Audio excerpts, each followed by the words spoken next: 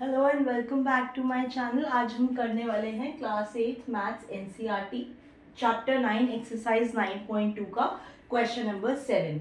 तो क्वेश्चन क्या बोल रहा है, एक क्लोज्ड सिलेंड्रिकल टैंक है, इस तरह से सिलेंड्रिकल टैंक दे रखा है और जो कि क्लोज्ड है। क्लोज्ड का मतलब है वो नीचे से भी बंद है और ऊपर से भी बंद है। उसका हमें रेडियस दे रखा है 7 मीटर और हाइट दे रखी है 3 मीटर। अब इसमें ये पूछा गया है how much sheet of metal is required. ये जो सिलेंड्रिकल टैंक है इसको एक मेटल की शीट से बनाया गया है और इसको बनाने के लिए कितनी शीट चाहिए होगी वो निकालना है हमें। तो शीट इसका मतलब दैट मीन्स हमें उसका एरिया निकालना है, क्योंकि अगर हम शीट से उसको बनाएंगे तो पूरा सरफेस कवर करेंगे और जहाँ भी सरफेस की बात होती है वहाँ एरिया निकालना होता है। तो इनडायरेक्टली इन लोगों ने पूछा हुआ है कि इस सिलेंड्रिकल टैंक का एरिया क्या होगा। तो मैंने यहाँ पर एक सिलेंड्रिकल टैंक बनाया हुआ है, मैं आपको दिखा देती हूँ।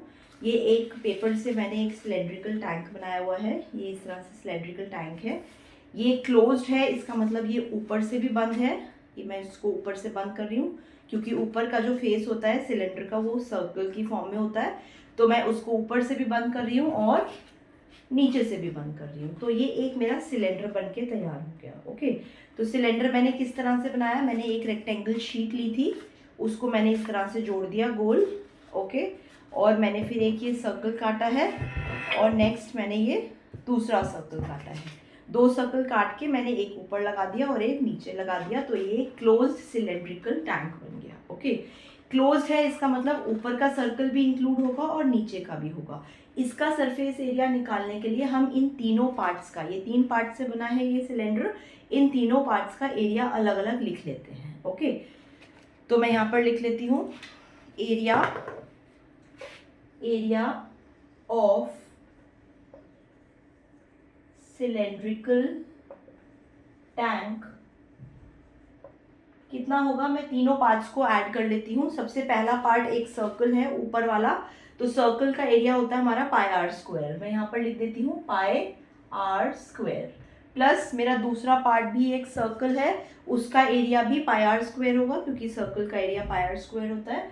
तो मैंने again pi r square add कर दिया, प्लस मेरा जो ये मेरा गोल सा ये इसका एरिया क्या होगा, इसका एरिया होगा 2 पाई आर एच। 2 पाई आर एच क्यों होगा, इसका भी रीज़न है क्योंकि ये एक, जब इसको खोलेंगे तो एक रेक्टेंगल बन जाएगा और रेक्टेंगल का एरिया लेंथ इनटू ब्रेथ होती है, और जो इसकी ऊपर की लेंथ होगी वो 2 पाई आर होगी क्योंकि वो एक सर्कल की फॉर्म में है और हम उसका सर्कमफ्रेंस लेते हैं। तो 2 पाई आर और एच इसकी हाइट है, तो 2 पाई आर एच इसका टोटल एरिया होगा, 2 पाई आर एच। तो मैंने आपको ये सिलेंडर का टोटल सरफेस एरिया का फॉर्मूला बनाना भी सिखा दिया। आप इसको याद भी कर सकते हैं, लेकिन बनाना सीखेंगे तो आपको कॉन्सेप्ट ज़्यादा क्लियर होगा। अब सिंपल हम इनको वैल्यूज़ रखकर इसकी वैल्यू कैलकुलेट कर लेते हैं। रेडियस हमें गिवन है, हाइट हमें गिवन है, सारी चीज़ें हम इसको यहाँ पर रखकर और इसको कैलकुलेट कर लेते हैं। तो पाई की जगह मैंने यहाँ लिखा 22/7, पाई की वैल्यू 22/7 होती है। आर स्क्वायर मतलब रेडियस को हमें 2 बार मल्टीप्लाई करना है। रेडियस हमें गिवन है 7 मीटर, तो आर स्क्वायर मतलब 7 मल्टीप्लाई बाय 7, प्लस अगेन मुझे पाई आर स्क्वायर ऐड करना है, तो ये हो गया 22/7 multiply by 7 multiply by 7, plus 2 pi R H के लिए मैं यहाँ पे 2 का 2 लिख रही हूँ, पाई के लिए मैं 22/7 लिख रही हूँ, मल्टीप्लाई बाय रेडियस हमें गिवन है 7, मल्टीप्लाई बाय हाइट हमें गिवन है 3।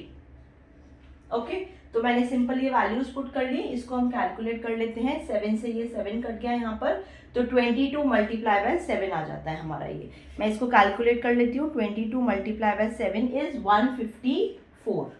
तो ऊपर वाले सर्कल का एरिया आ गया 154। ऐसे ही इसको 7 से 7 कट गया, नीचे वाला सर्कल भी सेम ही है तो उसका एरिया भी 154 ही आएगा। तो ऊपर और नीचे वाले सर्कल के एरिया निकाल लिए। अब हम क्या करेंगे, ये बीच वाला जो ये राउंड, ये कर्व्ड सा जो ये सरफेस है, इसका एरिया निकालेंगे। तो हमने 7 से 7 कट कर लिया यहाँ पर। 2 मल्टीप्लाई बाय 22 इज 44। अब ये 3 चीज़ें मल्टीप्लाई होंगी यहाँ पर, 2, 22 और 3, तो ये हो गया 44 मल्टीप्लाई बाय 3, ये हो गया हमारा 132। तो एक क्लोज्ड सिलेंडर के 3 पार्ट्स होते हैं, तीनों पार्ट के मैंने अलग अलग एरियाज निकाल लिए। इन तीनों को हम ऐड कर लेते हैं। अब ये हो गया हमारा 154 प्लस 154 प्लस 134, तो आंसर हमारा आ जाता है 433 व्हाट मीटर स्क्वायर, क्योंकि हमने ये एरिया निकाला है और हमें यूनिट जो गिवन है वो मीटर गिवन है, और एरिया की जो यूनिट होती है वो मीटर स्क्वायर होगी। क्यों? क्योंकि जो हमारा यूनिट गिवन है वो मीटर है, और एरिया हमेशा हम यूनिट के ऊपर स्क्वायर लगा के आंसर लिखते हैं। So that means this is your answer 433 metre square. तो ये जो सिलेंडर है जो हमारा एक मेटल की शीट से बनना है, तो उसके लिए जो हमें मेटल की शीट चाहिए उसका एरिया होगा 433 metre square, and that is your answer. So I am going to solve the whole NCERT book. Please share with all your friends. Thank you so much for watching.